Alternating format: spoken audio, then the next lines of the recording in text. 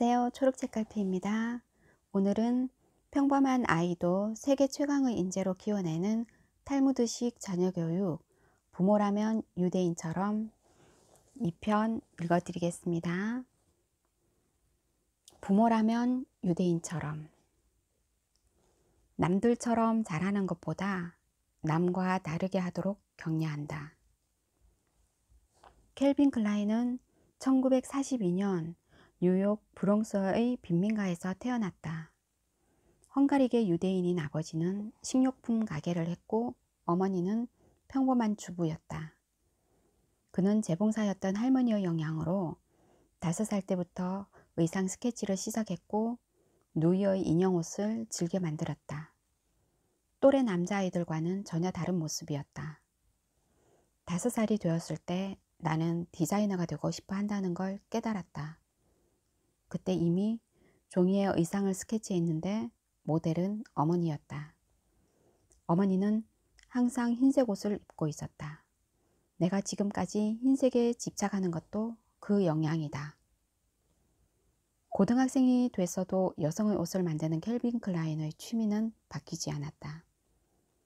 켈빈 클라인의 부모는 걱정하는 대신 아들이 맨해튼의 디자인 학교에 입학할 수 있도록 이끌었다. 세계적인 영화 감독 스티븐 스필버그는 어린 시절 눈에 띄는 똑똑한 아이가 아니었다. 하지만 자연과 사물에 대한 호기심만은 1등이었다. 그의 어머니는 스필버그를 유대인 거주 지역에서 편협하게 키우지 않고 기독교인들이 사는 지역에서 자유롭게 어울리도록 했다. 아이가 학교에 가기 싫다고 하면 아프다는 거짓 편지를 학교에 보내기도 했고 스필버그가 어렸을 때 찍은 영화에 기꺼이 배우로도 출연했다. 일단 아이들 이야기를 들어본 뒤 옳다고 생각하면 만사 오케이였다.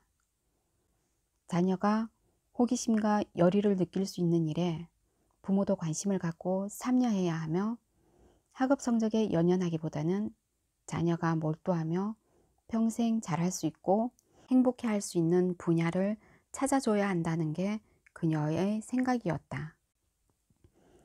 솔직히 나는 단 한 번도 전형적인 어머니였던 적이 없어요. 아들이 원하면 들어줘야 한다고 생각했을 뿐이에요. 그것이 아이의 독창성을 살리는 길이라고 믿었습니다. 전형을 벗어난 특이한 어머니였지만 남과 다른 아들의 개성을 인정하고 아들이 원하는 것을 마음껏 누릴 수 있게 해준 교육 방식이 스필버그의 창의성을 키운 것만은 분명하다. 스필버그는 한 인터뷰에서 내 이야기를 가장 재미있게 들어주고 늘 대화를 충분히 나누며 옆에 있을 수 있는 사람은 어머니뿐이라고 생각한다고 말했다. 아버지도 자녀 교육에 관한 한 별반 다르지 않았다. 그는 어느 날 저녁 유성이 쏟아질 것이라는 기상청 예보를 접한 뒤 13살 아들을 데리고 사막으로 차를 몰았다. 사막에 담요를 깔고 아들과 함께 눕자 하늘에서 거대한 유성이 쏟아져 내렸다. 그날의 경험은 5년 뒤 스필버그의 첫 영화 불꽃으로 탄생했고 SF 영화 미지와의 조우의 토대가 되기도 했다. 아버지는 내심 아들을 엔지니어로 키우고 싶었지만 8mm 무비 카메라에 열광하는 아들의 재능을 꺾지는 않았다. 한국 부모들처럼 자식의 개성을 살려주기보다 안정적 직업을 갖도록 윽박질렀다면 세계적인 영화 감독은 탄생하지 못했을 것이다. 2001년 6월부터 1년 동안 미국 뉴욕에서 가족과 함께 생활할 기회가 있었다. 주말이면 동네 쇼핑몰에 들러 피자나 아이스크림을 사 먹을 때가 있는데 주문하기가 무척 까다로웠다. 매장 점원이 어떤 피자를 원하느냐고 묻는데 한국에서처럼 야채 피자나 불고기 피자 따위를 묻는 게 아니었다. 피자빵의 두께와 크기, 피자에 얹는 토핑 종류를 구체적으로 물었다. 아이스크림도 마찬가지다. 레스토랑에서도 전체 요리부터 후식까지 개인별 주문 내용이 천차만별이다.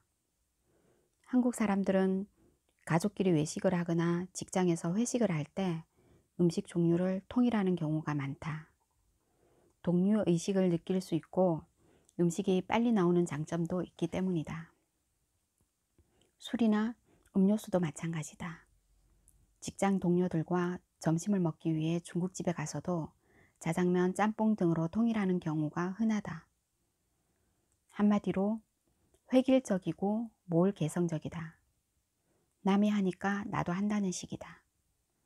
텔레비전 드라마에서 유명 연예인이 입고 나온 옷이나 액세서리가 금세 유행하고 음식이나 책까지도 트렌드를 따른다. 문제는 이런 몰개성적인 문화가 독창적이고 창조적인 능력을 죽인다는 것이다.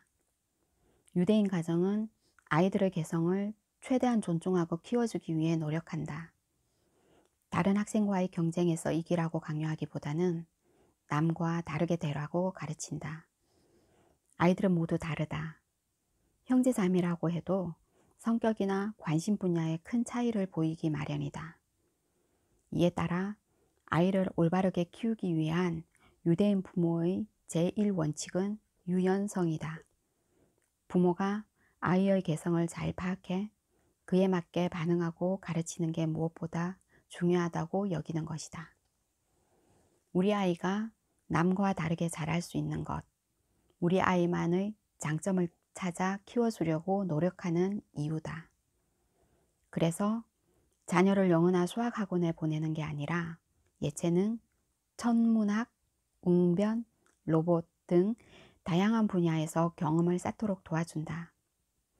청소년 문제 전문가인 미국 버몬트 대학 심리학과 토마스 아켄바흐 교수는 한국 아이들은 학원에 많이 다니고 공부 압박이 심한 반면 부모 등 가족과의 교감은 적은 편이다. 부모 자식 간의 문제, 그리고 아이들의 정서나 행동에서 발생하는 많은 문제가 공부라는 한 가지 잣대로만 아이들을 평가하는 한국 부모들의 잘못 때문이라고 지적한다. 자기가 좋아하고 잘하는 과목이 있기 마련이고 그런 과목에는 흥미를 느끼고 열심히 하는 게 일반적이다. 그런데 한국 부모들은 자녀가 모든 과목에서 1등 하기를 바라면서 학교 성적에 일희일비한다. 성적이 나쁘면 화를 내고 자녀를 윽박지른다. 다른 형제나 친구들과의 비교도 서슴지 않는다.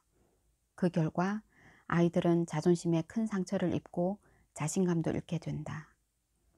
갈수록 위축돼 성적은 더욱 떨어지는 악순환에 빠진다.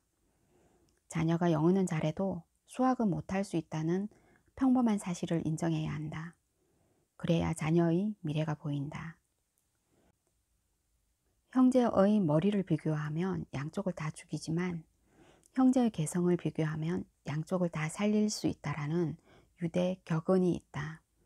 사람은 얼굴도 성격도 지적 능력도 모두 다르다. 나름대로의 개성을 지닌 존재이다. 그 개성을 최대한 살려주는 것, 그게 유대인 자녀 교육의 핵심이다. 세상을 이끌어가는 위대한 인물들은 바로 개성을 정확히 파악하고 그 개성을 살려주기 위해 노력한 교육의 결과물이다. 천재적인 아이는 학습을 잘하는 아이가 아니라 남과 다른 아이다. 한국의 학부모들은 바로 이 점을 간과하고 있다. 그래서 자기 자녀를 남의 자녀와 끊임없이 비교한다. 비교 기준은 오로지 성적이다. 그것도 모든 과목에서 뛰어나기를 원한다. 아이들의 호기심이 창의성의 원천이라는 점을 인정하지 않는다. 순응하고 말 잘 듣는 착한 모범생을 원할 뿐이다. 이제부터는 내 아이가 어떤 개성이 있는지, 어떤 것을 좋아하는지 관찰부터 시작하자. 가능한 한 아이와 함께 많은 시간을 보내면서 음악, 미술, 스포츠, 외국어 등 다양한 경험을 하도록 유도하자. 여행을 가거나 미술관이나 박물관, 음악회 등을 함께 돌아보는 것도 아이의 개성을 파악하는 데 도움이 된다.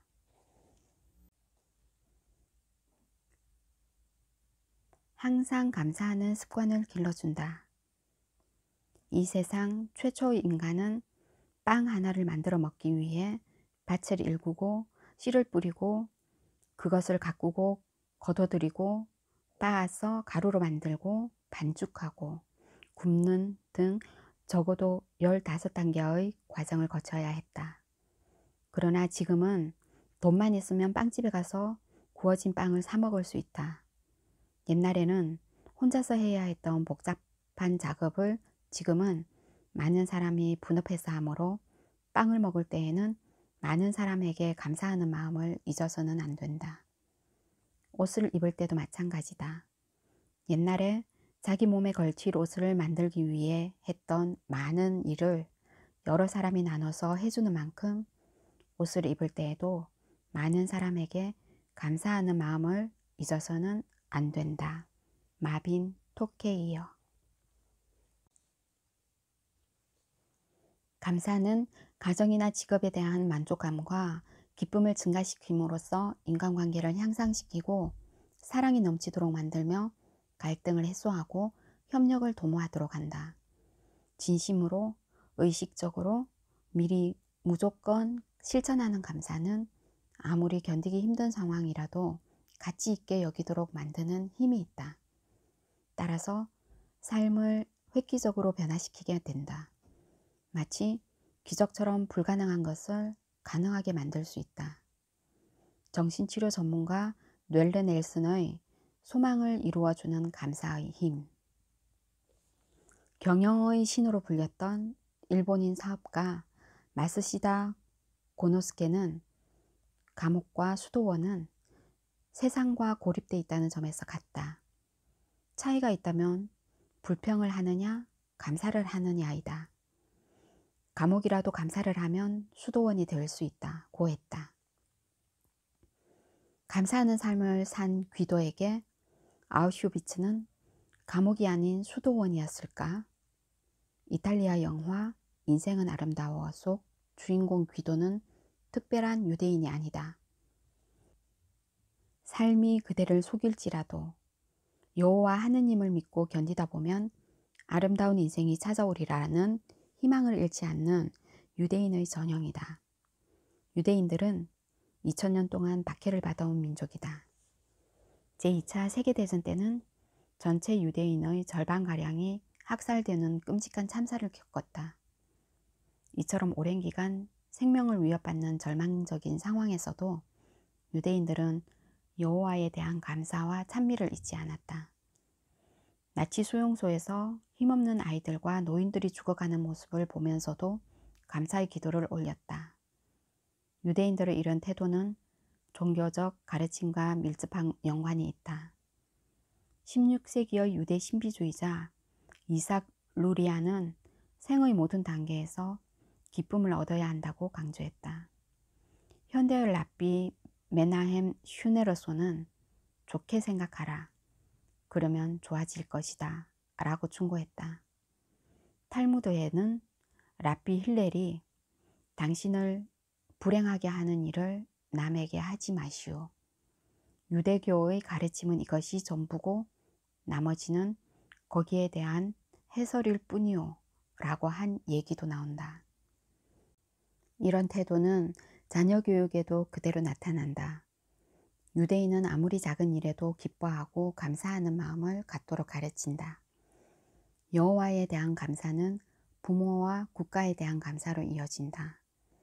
식사를 할 때면 농사를 짓는 농부에 대해 감사하고 잠자리에 들 때는 자신을 돌봐준 부모와 선생님에게 감사한다.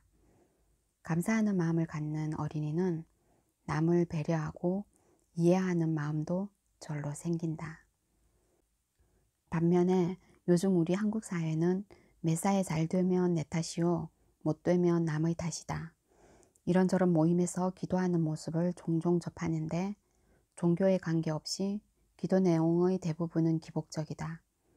집안 행사의 경우 가족의 건강은 기본이고 사업이 잘 돼 돈을 많이 벌거나 자녀들이 원하는 대학에 들어가고 취업에 성공하기를 갈구하는 내용이 대부분이다. 어려운 이웃을 배려하고 기부를 많이 하자든가 우리 사회의 공동선을 위해 노력하자는 내용은 찾아보기 어렵다. 어른이나 아이들이나 감사할 줄을 모르고 달라는 기도 일색이에요. 물신주의가 팽배한 탓인지 기도가 갈수록 물질을 갈구하는 내용으로 변질되고 있습니다. 어느 성직자의 얘기다.